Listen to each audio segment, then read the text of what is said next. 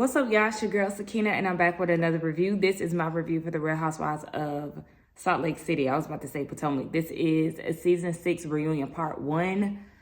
Look, I know I have had such a delay when it comes down to Salt Lake and not filming the finale. I actually watched the finale. I filmed some of the finale, but I didn't like the energy that I gave off in the video. So I literally got to the end. I got to the end where they were doing the play, and I was like, you know what? I'm just gonna hold off, and I'm going to wait until I feel a little better so I can present better to y'all. But it just never got to that point. I actually filmed yesterday, no, 2 days ago, the finale along with the reunion. But again, I just really didn't like the delivery. So here we are again. So I will give y'all a little bit of my thoughts on the finale, and then we can get into the reunion. So I'm not going to go super in depth when it comes down to the finale. It's just more so, Bronwyn, I appreciated her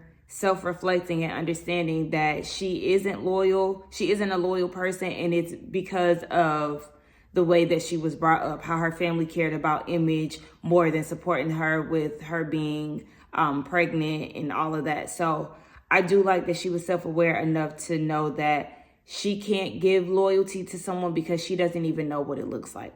Kudos to her. And I feel like if Bronwyn continues to be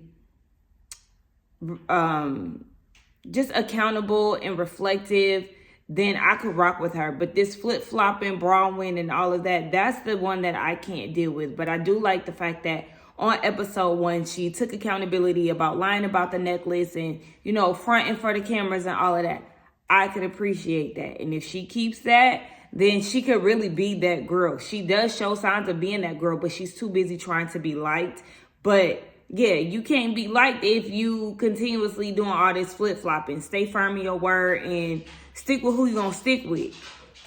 When it comes down to Mary, you can't get offended by Lisa saying that you're hard and she feels like you're wearing a mask. You are hard. You were not that pleasant throughout the seasons. Let's not forget. A lot of people felt like you shouldn't even be on the show. I just started to warm up to Mary like last season because she was a stick in the mud. She was always complaining about something. This season and last season, we got a totally different side of her. I don't know if it's because of her relationship with Angie, but I could appreciate it. But don't get mad when people are looking at you as hard up, because that's what you were giving. And you're not above reproach. People can say what they can say about you. And Mary is starting to give me a tinge of, you can't tell me nothing. And that's, no, sis, we're not doing that.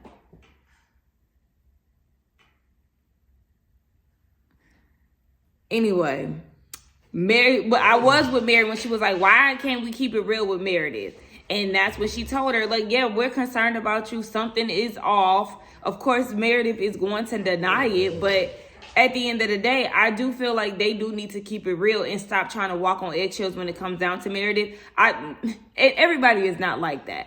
But yeah, let's call a thing, girl. You're on some weird shit. I forgot to mention too, I also think that Meredith was gaslighting Bronwyn when she pulled her to the side and had that conversation about Meredith texting her to come to her room to ask about lunch. Yeah, I feel like Bronwyn was telling the truth because the way she stormed off and was so pissed, and just because you're calm and collected, it doesn't mean that you're necessarily winning. It's just the fact that, again, Meredith admitted to being cautious with her word usage. So she, on top of her being a lawyer, again, y'all not gonna get what y'all want out of this woman. So regardless if you're being truthful, she's going to play it as if things never happened that way. Things were never said a particular way, X, Y, and Z. So I feel like Bronwyn was getting a taste of what the other ladies were trying to explain to her in regards to the flight. Baby, that Meredith Marks is something else. Now, I don't know what she got going on, but like I said, we're not going to act like she ain't a little off.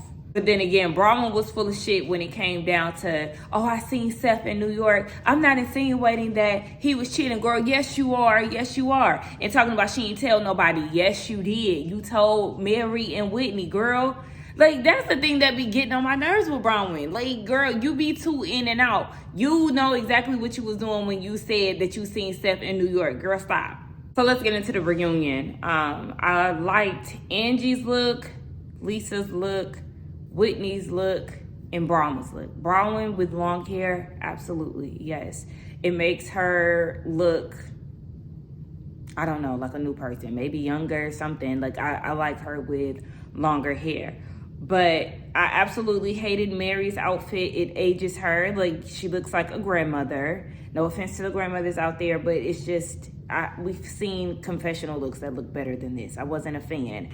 And the makeup combination, like the pink with the green, no. I like Meredith's dress. I really like Meredith's dress, but it's something about her hair. I wish her hair was styled a little different. Heather is another one who gives matronly vibes. No. Like, no. But outside of that, as the reunion is starting, Andy is like, what is your goal here, Meredith? She said that she wants to clear something up, and that'll determine the trajectory of the day. And so she turns to Whitney and asks her, you said there were some things that you wanted to clear up at BravoCon, so you have the floor. Like, what is it? And Whitney was apparently drunk as hell at BravoCon.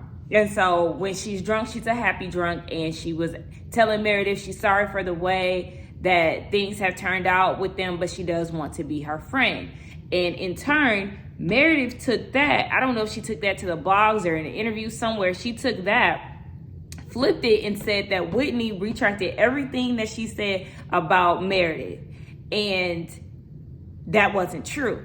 So of course, Meredith is denying it, and Meredith said, according to her, Whitney was asking, why can't we be off-camera friends and I guess just play things up on camera? Meredith says she can't do that because that's the same thing to her. She's not going to play fake, basically.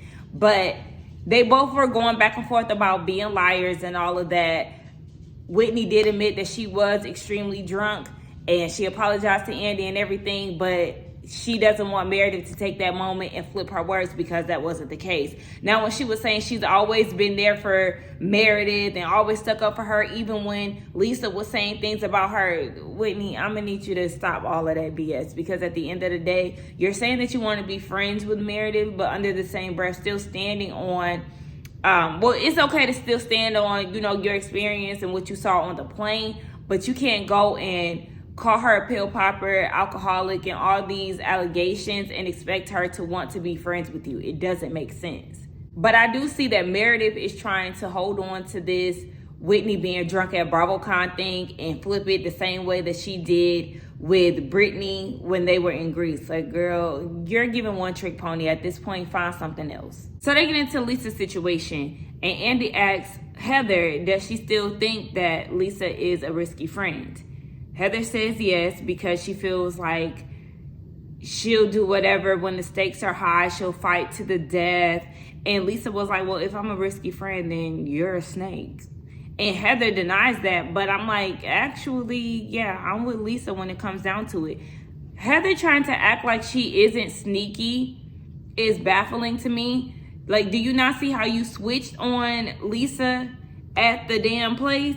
I mean, on the yacht?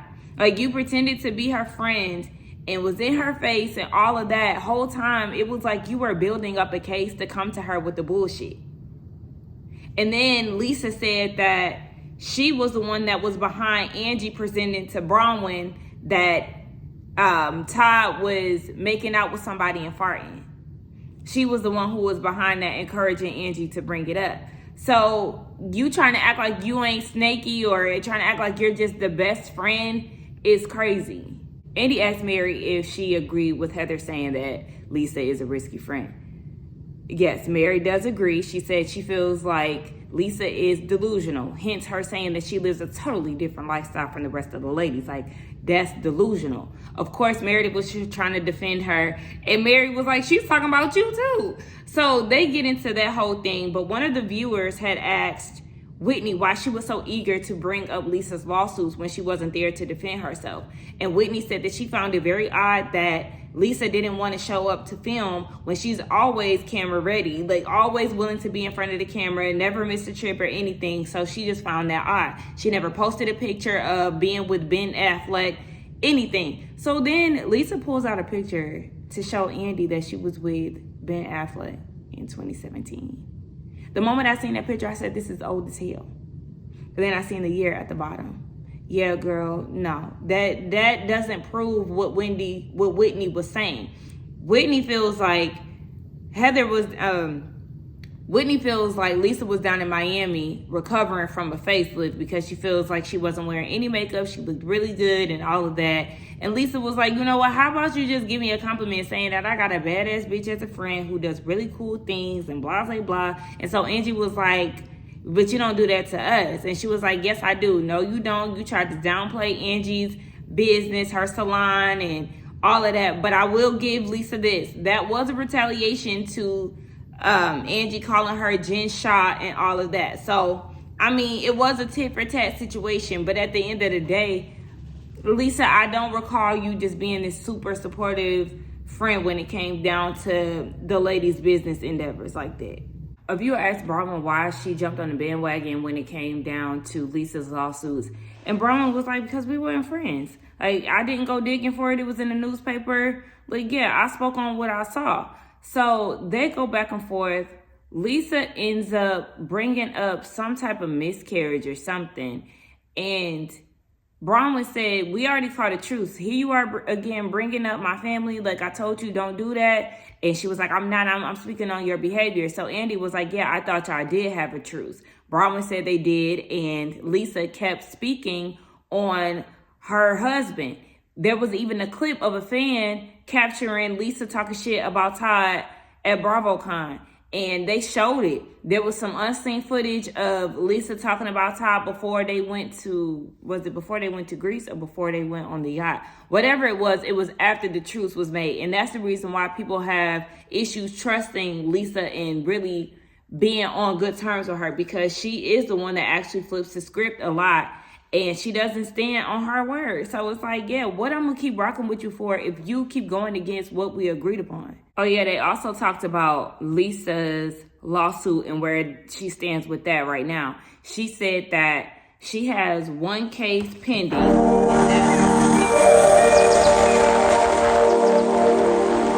My alarms keep going off. And then she has one in litigation and the others are dismissed. And so she's wondering why the ladies are so pressed about it. And Heather is like, because you keep talking about you got millions of dollars and you trying to shit on us, but you really owe people thousands of dollars. Like, you need to pay them people back. And she was like, I don't owe anybody anything. But according to them, a summary judgment means that you do owe them money. I don't know anything about all of this legal stuff. That's not my lane. So if, we got any people who are familiar with the law and legals and all of that, then y'all let me know. But yeah, the ladies were saying that she actually does owe those people money. And that's how her and Bronwyn actually got into arguing back and forth, because Lisa was like, girl, I don't have criminal charges, okay? Me and you, our cases are two different situations. But it is still like, Bronwyn, you trying to act like you don't got a past. And baby, we still trying to figure out why it's under lock and key. We trying to figure out what you done did. We know that you obviously cooperated, but we want to know what you was actually a part of.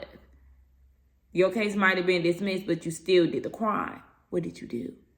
So Bronwyn and Lisa, they continue to go back and forth. Lisa said that the gout dick sucker statement went viral. She can't help that. At the end of the day, we already know, again, Lisa, she gonna make a truce with you and then she gonna backslide. But I also understand where Lisa is coming from when she said that she seen that Todd was saying he wasn't pissed on her. Stuff like, okay, girl, fuck Todd. Ain't nobody think about him. I'm gonna say what I want to say about him. Moving on, one of the viewers asked Angie, as the mother, why are you always trying to attack the women's physical appearance, talking about Meredith being a trampoline with eyes and making fun of Lisa's facelift. And you gonna say that saying Meredith is a trampoline with eyes isn't an insult. Girl, what is it? Like, what is that? I still don't even understand that read necessarily.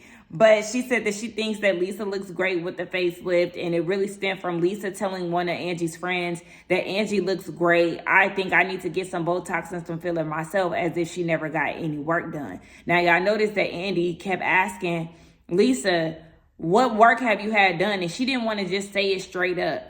But basically, she had threads and CO2. I don't know what any of that is, but Mary was looking dumbfounded, like, what? Even Angie was like, girl, like, what? This can't be real right now, because obviously she had been lying about the work that she got done. Lisa also said that she don't like the fact that everybody be on her back because she likes to have glam. She don't know how to do makeup herself, so she likes to have her glam on standby. But they also talk about Angie trolling because she got a brand deal with Arby's and a liquor brand. If people are reaching out to her, she's supposed to deny it because of the optics, how it's going to look regarding Lisa. We know that Lisa has her own branded tequila. We know that she has a brand deal with Wendy's. Okay. Brands troll each other all the time, so it's very fitting. And just like Angie said, I can see why they think that. But yeah, if she's being offered a brand deal, okay. And Lisa was like, I can't help that the girls benefit off of my wins. That was a cute little shady remark. But it's not all about Lisa. Like, Lisa is so delusional in the way that she thinks sometimes. I say, see, this is what Mary was saying. But at the end of the day, like, yeah, there is some parallel to it. But if Angie is about to make some money, why should she miss out on the opportunity to get paid? So then we get into some more calmer conversation where they celebrate having 100 episodes. This show did start during the pandemic. I didn't expect to really like it, but Salt Lake really came out the gate swinging. And so they did a recap of all the memorable moments and sayings of the ladies. It was definitely enjoyable to watch. And Andy got to asking some of the girls some questions. Now, he asked Meredith, was she surprised to still be a part of the cast after 6 seasons? She said yes.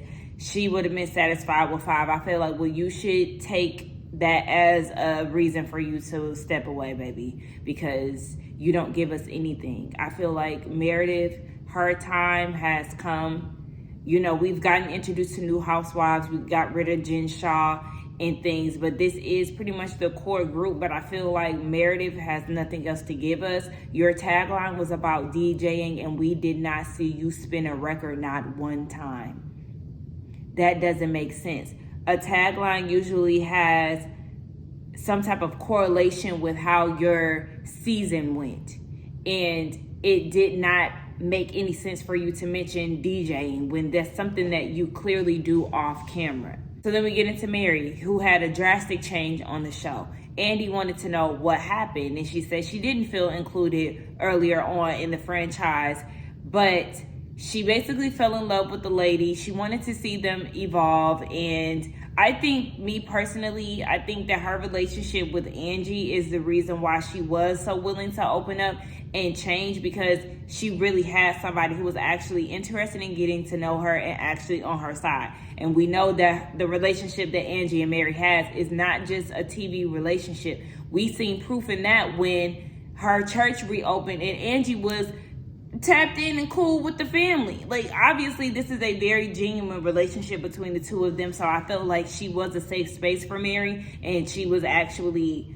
open to really getting to know her without the allegations and things. Andy even mentioned the fact that she came onto the show with this unconventional relationship with Robert Sr. and all of that, and now at this point that's like at the bottom of the barrel when it comes down to it.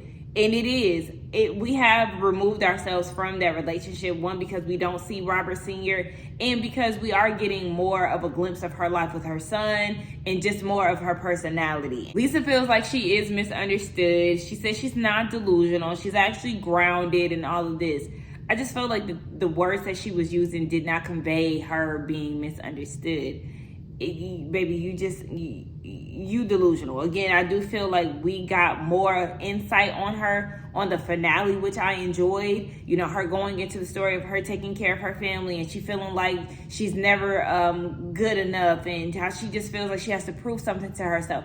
I enjoyed that transparency from Lisa, and her saying that she needed her friends, her and Angie being very real with each other and saying that they do want to make their friendship work. I love that part of Lisa, and I feel like we should see that vulnerability from her more instead of this facade that she puts up. But, you know, people gonna be who they are. Angie, she came from making an appearance on season 1, being a friend of, and then, appearance on season 2, being a friend of, and then a full-time cast member.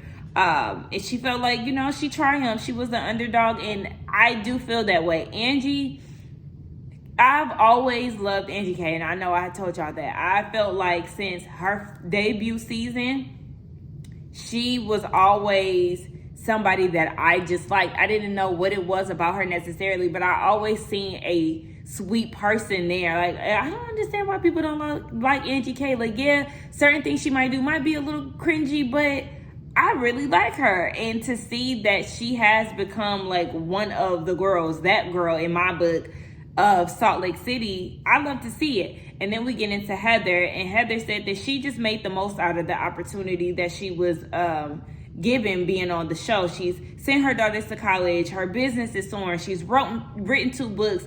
Like, and I feel like when you get into situations like that, you really do have to take off and seize the opportunities. Heather is doing her thing. She even got a spin-off show, Surviving Mormonism, which I haven't seen, but I do want to take a look at. It got into who changed the most, and I instantly said Mary, and I agree with that.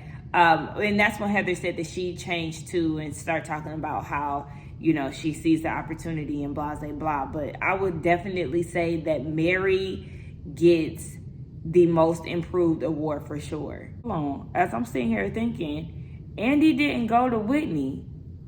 Andy did not go to Whitney and ask her shit. Either I missed that. I feel like maybe Lisa could have stopped talking about Jack for as long as she did, and we could have heard something about what Whitney had to say. But he did not ask Whitney. Oh, girl, is that foreshadowing? I mean, if Whitney left, I wouldn't be mad. Her and Meredith can go if you ask me.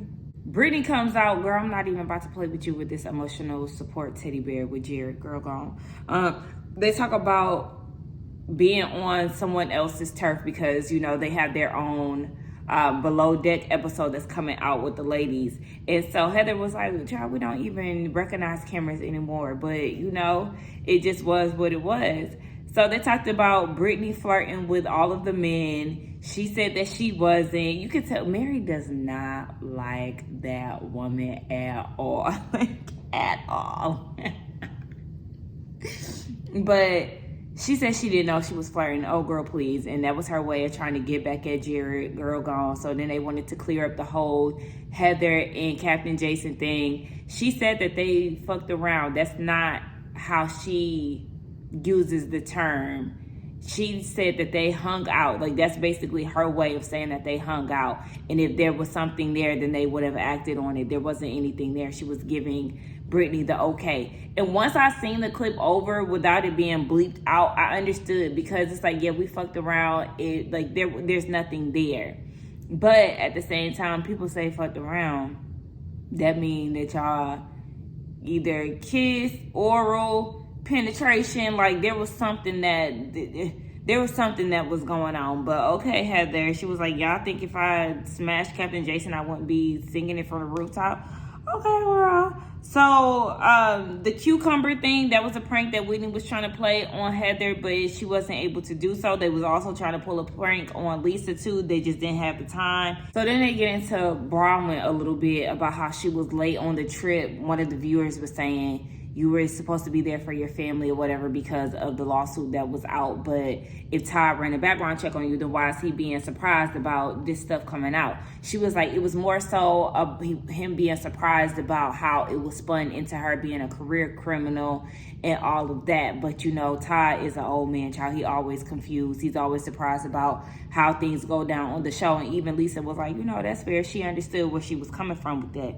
So then somebody else said that just because your case was sealed does not mean that you can't talk about it. And she was like, yeah, that is true, but she wasn't the one who asked for it to be sealed, so she can't talk about it. And there are certain things that she doesn't want to get into on the show because she doesn't want to basically like include somebody else's business.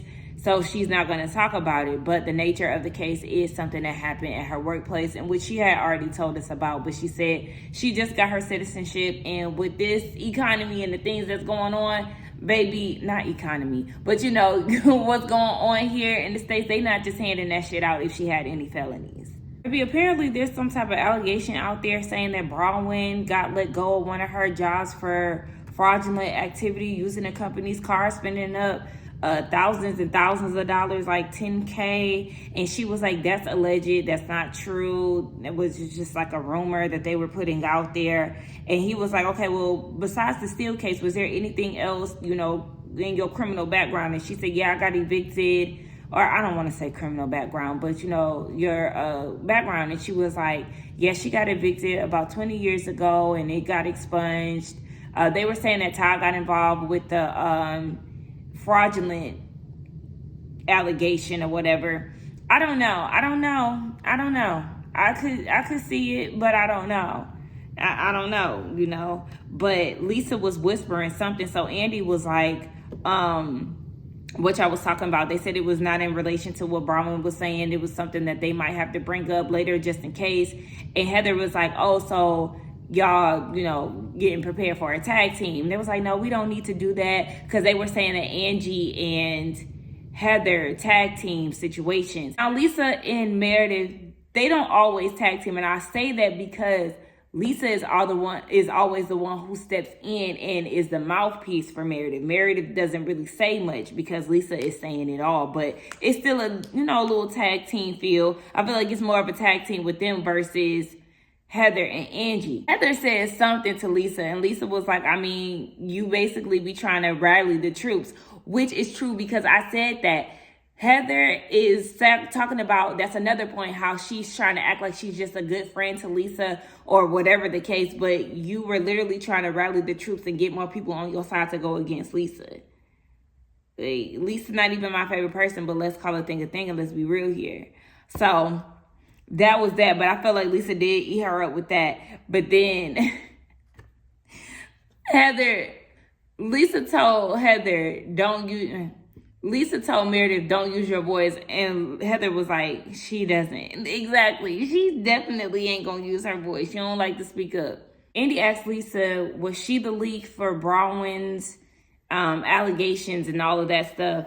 And she was like, no. Bronwyn said that leak is a strong word, but she does feel like Lisa is in people's ears to make sure that the story pushes out, because she said that the allegations were on Twitter and they were being tagged, but it really didn't gain any traction like that. It wasn't until some blog said that they heard something about her being late on the boat, and she was like, there was only the cast members on the boat, so who could have said that? She said she was only beefing with Lisa and Brittany, so she felt like it was Lisa. Of course, Lisa denied it. She was like, no, she isn't doing that. And then they got into talks about her business, and Heather was wondering what she does for a living, how she's a millionaire. She doesn't understand.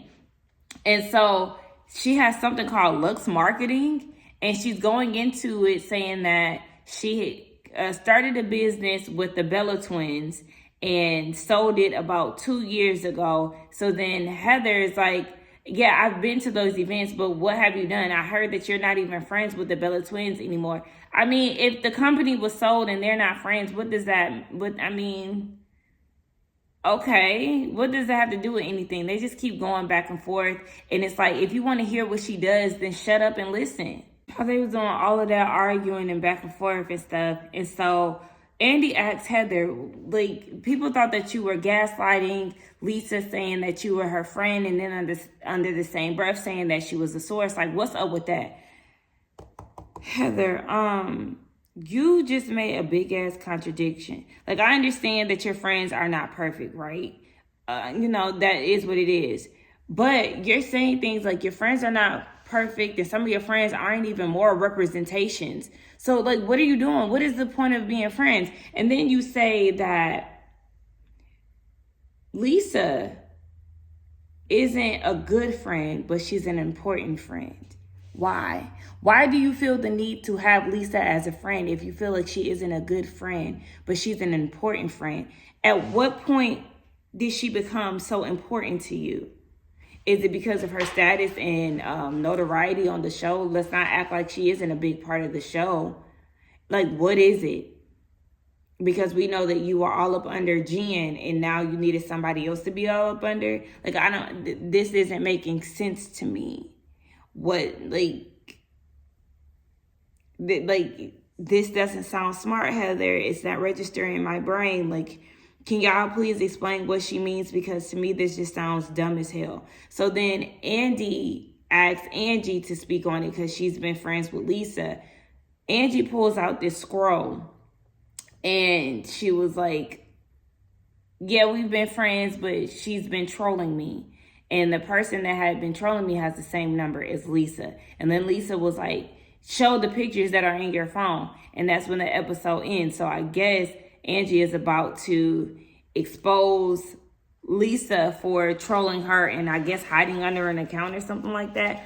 I don't know, but that was the end of the episode. Y'all let me know what y'all thought about it. Let's get down in the comments and talk. Do not forget to like, comment, and subscribe to my channel, and I will see y'all in the next one. Bye.